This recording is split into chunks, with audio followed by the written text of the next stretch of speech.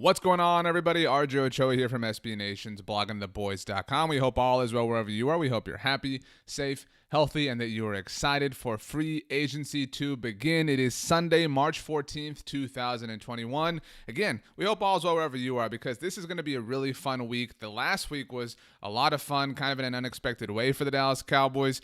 This time a week ago, I don't think any of us thought that we would be just about a week removed from Dak Prescott getting his long-term deal with the Dallas Cowboys. But lo and behold, here we are. We made it through the other side, and it feels so good.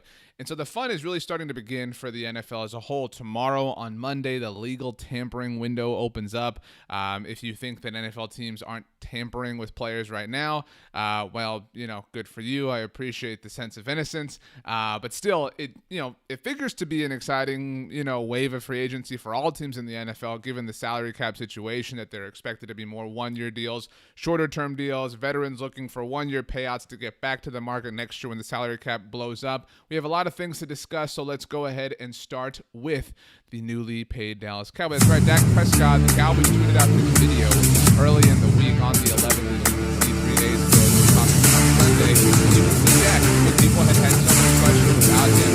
Obviously, his physical status, coming back from the ankle injury. There's not a lot to take away from this, but it is nice to see that Dak Prescott is moving well, so good for him. Let's talk, though, about the salary cap situation as it pertains to the Dallas Cowboys. I mentioned free agency will be this week. We will have you covered, of course, all throughout it all. Make sure you're checking bloggingtheboys.com. Subscribe right here, the official Blogging the Boys YouTube channel. Turn on alerts so that you know when we go live. We do this all the time. We have lots of discussions about all sorts of different things. We have lots of, fun. I think, by the way, we had some little whoopsie-daisy there on the Dak Prescott, video. Appreciate, though, everybody powering through. Sorry about that. Sometimes, it's Sunday. We're all... And by the way, losing an hour, I know we have some international viewers, but losing an hour kind of, affects your everyday moves and motivation. So my apologies for my audio being overpowered by the Dak Prescott audio. Was saying that it is nice to see him doing well. Nice to see you doing well. Thank you for powering through those 30 seconds. But as mentioned, free agency should be fun. I am tired, as previously mentioned. I hope your hour lost wasn't a big deal. Anyway, the Cowboys did restructure 3 contracts this past week in the aftermath of the Dak Prescott negotiation. In fact, it was like 30 minutes, maybe 45 minutes after the Dak Prescott press conference ended that the Cowboys had these moves reported initially by ESPN. The Cowboys, as you can see, restructured the contracts for their 3 premier offensive linemen, Zach Martin, Tyron Smith, and Lyle Collins, and created $17 million in cap room. You likely saw, we talked about this here on YouTube, that Dak Prescott's salary cap hit for this season is only $22.2 million. The reason for that is the Cowboys added 2 void years to his 4-year deal to technically make it a 6-year deal. This is something that if you go back in our feed in our channel, we spoke to former NFL general manager Mike Tannenbaum about it. He explained how this process works. Really great kind of 101 if you want to understand NFL contracts to a deeper level. But the point is, Dak Prescott's salary cap hit this year is a lot more minimal than it would have been had he been playing on the franchise tag. Thankfully, that is not the case. So ultimately, the Cowboys, though, still had to make some salary cap space by restructuring some players, so they went to their offensive line. They have done this forever with Tyron Smith's deal. He got his long-term extension back in 2014. Zach Martin obviously got paid. Lyle Collins got his big deal in 2019. So the Cowboys have these deals where they can go in, they can adjust some things, they can convert, they can turn things into signing bonuses, and they can they can actually kick money down the road. That is what they will do with Dak Prescott's deal in future years to come as well. Now, one player whose contract the Cowboys did not touch, and we will get into their cap situation in a moment, is that of Amari Cooper. When you remember, or if you remember, when Amari Cooper signed his extension with the Cowboys last year, it really presented itself as kind of a 2-year deal.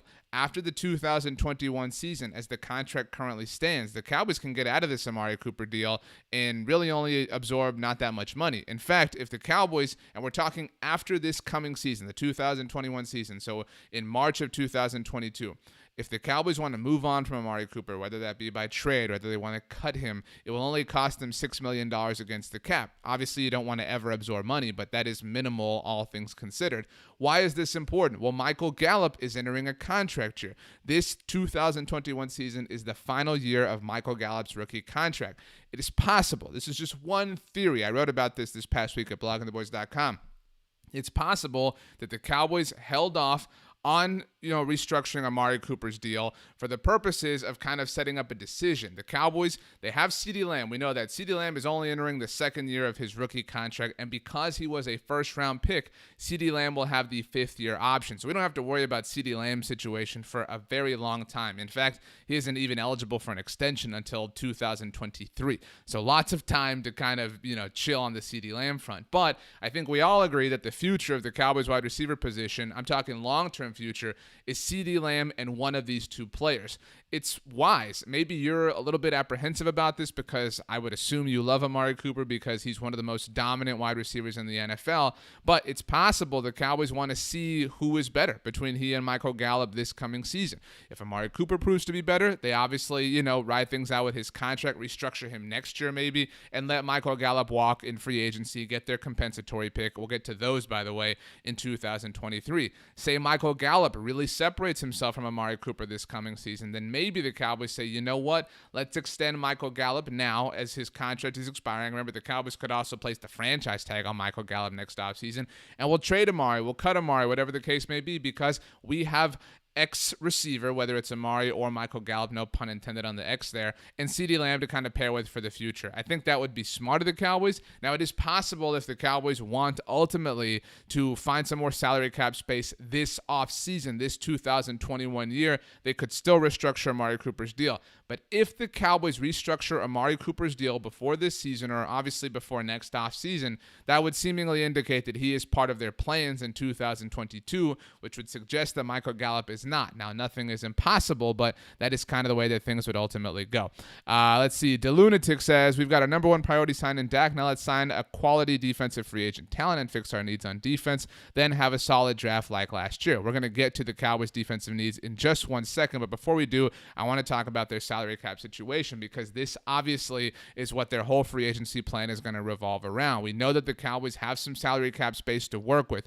All the numbers you're looking at are courtesy of Spotrac. They're great. Overthecap.com. All those guys know way more about the salary cap than me personally. Not than you, though, because you're a genius, and I know that. But the adjusted salary cap adjusted salary cap for the Cowboys is just shy of $210 million. Obviously, they have a dead cap figure of $10.2 million. The Cowboys rolled over $25.4 million in salary cap space from last year. That really helped with the Dak Prescott situation when you consider that the Cowboys rolled over $25 million from last season's salary cap. You can roll things over in the NFL. Kind of like, remember when you had a cell phone plan, like way back in the day, and you would get like 1,000 minutes for your cell phone a month, and if you didn't use like 300 of them, you could roll them over to your next month or whatever. I can't believe we used to live that way, by the way. Like, that's nuts to think that we used to like limit our cell phone usage to minutes. I mean, whatever. But either way, the Cowboys rolled over some space that helped absorb the Dak Prescott contract hit this season. Overall, Spotrac has estimated the Cowboys as having $12.3 million in salary cap space. That figure is kind of loose because things have been so loose because, there has been less information than ever reported. Obviously, there was no NFL Combine is one example of that. But, ultimately, the Cowboys have approximately $14 million in salary cap space to play around with when it comes to free agency this coming week. Now, there are a lot of free agents the Cowboys could seemingly go after, and we need to remember that this is the Dallas Cowboys we're talking about, and you probably have a friend or a family member or somebody in your life who has told you the phrase at one point or another, Jerry Jones will spin on whatever free agent he wants. He'll go out and he'll get somebody. He'll do it. He'll pull off the big move. He's Jerry Jones.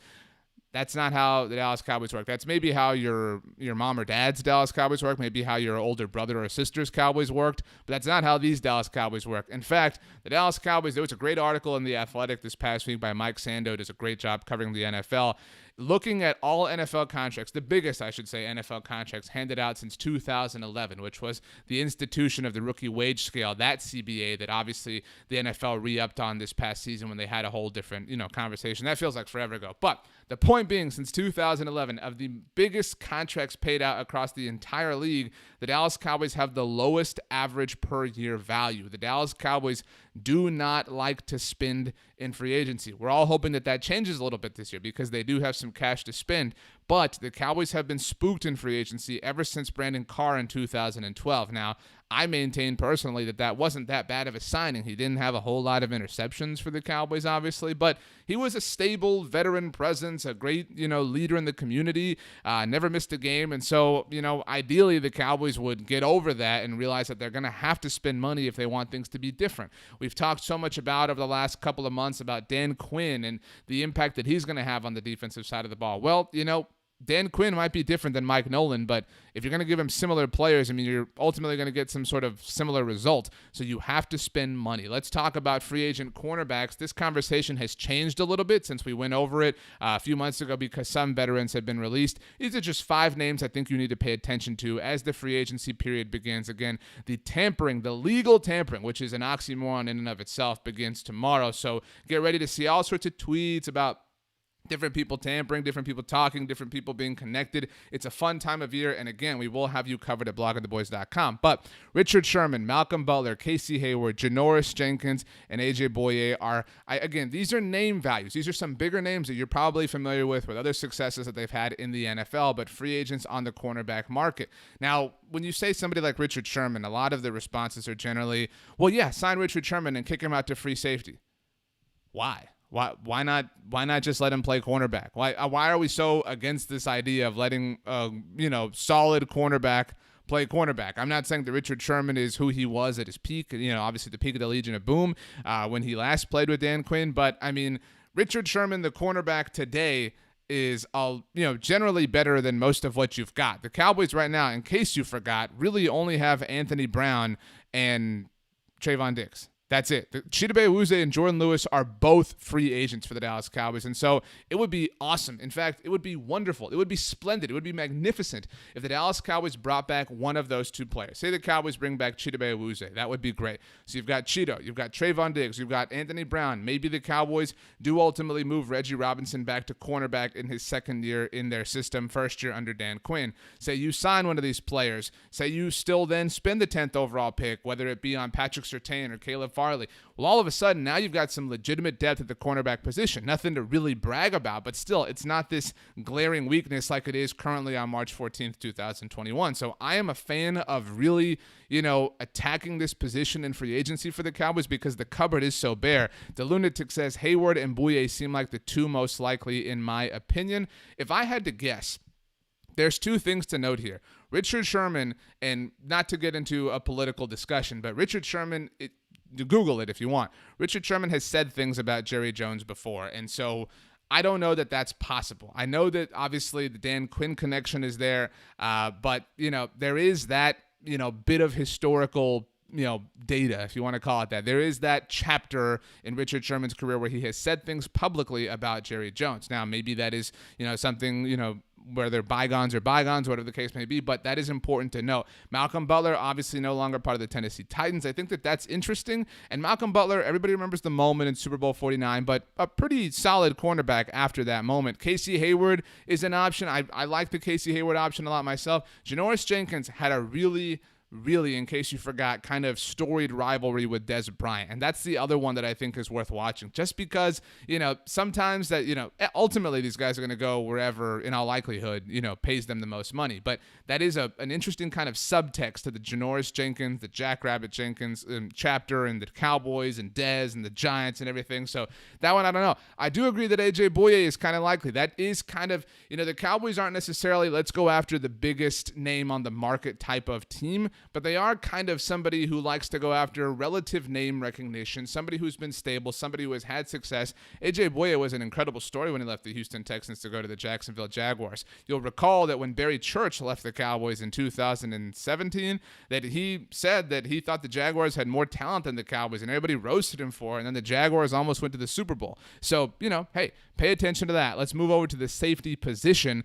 These are names that are being linked to the Cowboys. Anthony Harris specifically.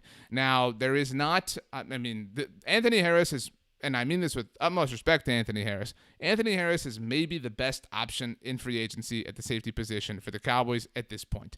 Keanu Neal is a name that we have talked about, certainly somebody that has familiarity with Dan Quinn, a lot of familiarity, has played his best football under Dan Quinn, did not get franchise tagged by the Falcons this past week, so he is set to be a free agent. He obviously has injury questions, and that's why Keanu Neal, because he hasn't played a whole lot of football in the last 3 years, the Cowboys might see that as a bargain move of sorts. The Cowboys love bargains. I need to say this again. The Cowboys love bargains. They always want to go after bargains. They always want to save money. They always want to be cheap. That's how they approach free agency in general. Anthony Harris would require a little bit of spending, and I don't know if the Cowboys are willing to move that needle that much in that direction. Lamont, by the way, says Richard seems like the best teacher of the group that could help Diggs since they're similar. I agree with that on Richard Sherman. To be clear, in every sense of the move, I would love the move for Richard Sherman, but it's hard to totally see happening. Anthony Harris, I do think that Anthony Harris fits this. I think Anthony Harris is a possible signing for the Cowboys. Let's be clear about that. And I think that he checks this box of, look, we're trying, right? Because there aren't a lot of players the Cowboys can go out and get where it would scream, hey, we're taking this seriously. Hey, we're taking this differently. Hey, we're really, really, really paying attention to the defensive side of the ball. We recognize that our window is now, whatever. Anthony Harris would kind of be that. And that's a weird way to put it. I realize that, but he would. Kareem Jackson is an option. Kenny Vaccaro is an option. People have liked Kenny Vaccaro as an option. He's been available a couple of different times over the last couple of years, but these are options. And the Cowboys at safety don't have a lot of them. And that's why it's important to pay attention to all of them. And unlike the cornerback position, there is not a safety option for the Cowboys to take with the 10th overall pick. So in a sense, this position is far more important for them to address in free agency because they could seemingly get some legitimate talent with their first-round pick at the cornerback spot. And that's why the Anthony Harris thing to me seems possible because it checks off the box of making sure you get somebody, of not leaving yourself shy at the safety position, of showing your fans, showing your team, showing whatever that you are taking this whole process seriously. And in that respect, none of these players should upset you. If you see the Cowboys sign any of these dudes this coming week and you're upset, you need to check yourself because this is a team that needs a lot of help, and a lot of help is going to be available. In fact, let's talk about the motivations of different free agents. I thought this was a very, very, very interesting tweet that came out today on Sunday. ESPN's Diana Rossini first said that she spoke to a free agent wide receiver about what he expects from the market in general. He said, "I really don't care what goes down in terms of where I wind up, but my agent knows I only want a one-year deal. That's the goal." We've talked about this for a long time, how it seems possible, in fact practical, that NFL players are going to only want one-year deals. I've been saying this for a few months now. I thought that players would want to maybe re-sign with teams on one-year deals because last year was so unexpected and the way everything happened that they obviously feel like it was not necessarily a normal year to really show what they have because everything kind of was thrown out the window when the NFL plowed through, as we all did. But it makes sense. With the salary cap lower, as we all know, the salary cap shrunk this year, and it is expected to go back up next year after the world, God willing, gets back to normal and the new television contracts come in. It makes sense that all of these players would seemingly, theoretically, go in on one-year deals and then cash in next year. And the Cowboys are a team that make a lot of sense to do that. Like, if you want to be a player that gets an opportunity for 1 year to really show the world what you're all about, why not go play for the team that's on national television all the time, like the Dallas Cowboys are?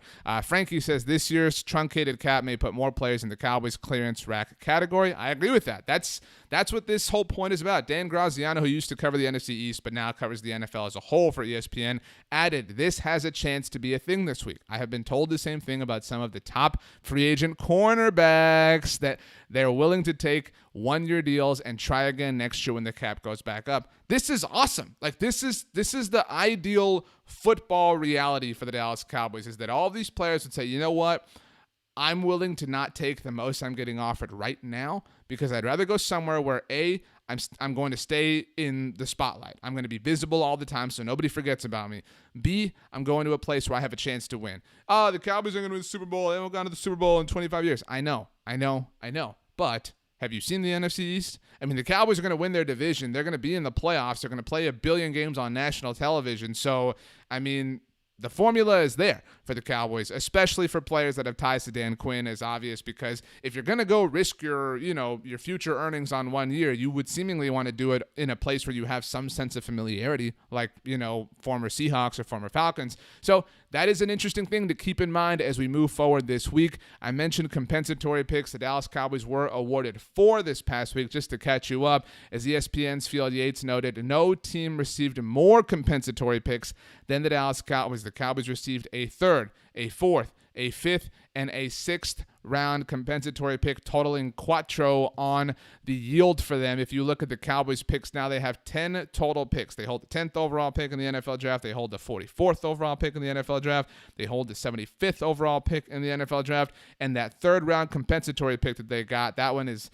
these aren't ever, totally lined up, but this one is for Byron Jones. It was the 99th overall pick, which means the Cowboys got a top 100 pick out of Byron Jones leaving for Miami. I think we'd all rather have Byron Jones, but again, bygones are bygones. So the Cowboys now have 4 picks inside of the top 100. They have 6 picks inside of the first 4 rounds. As you can see, the 139th, 179th, and 227th overall picks coming from the compensatory formula. You will see that the Cowboys have 2 picks in every round, except, nobody cares about the 7th round, but except for the 5th round. Why do the Cowboys not have 2 picks in the 5th round? Their original 5th round pick, as this one is only a compensatory pick, they traded last year to the Philadelphia Eagles when they moved up in the 4th round to draft Wisconsin center Tyler Biadasz, who will hopefully be the center of the Dallas Cowboys for years to come. This is very great. These are great resources for the Dallas Cowboys, and I don't want to get you too high. I don't want to get you gassed up for no reason, but as far as where things stand right now for the Dallas Cowboys, as far as where we sit on Sunday,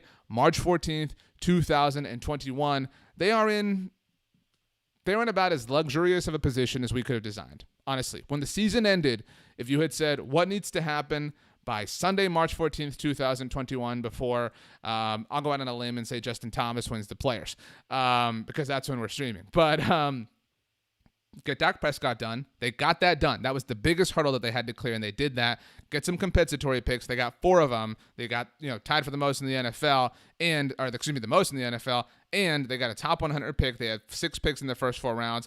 Awesome. And be set up for a situation in free agency where their frugality, that's a word, right? Frugality is something that isn't going to hold them back like it does in normal years.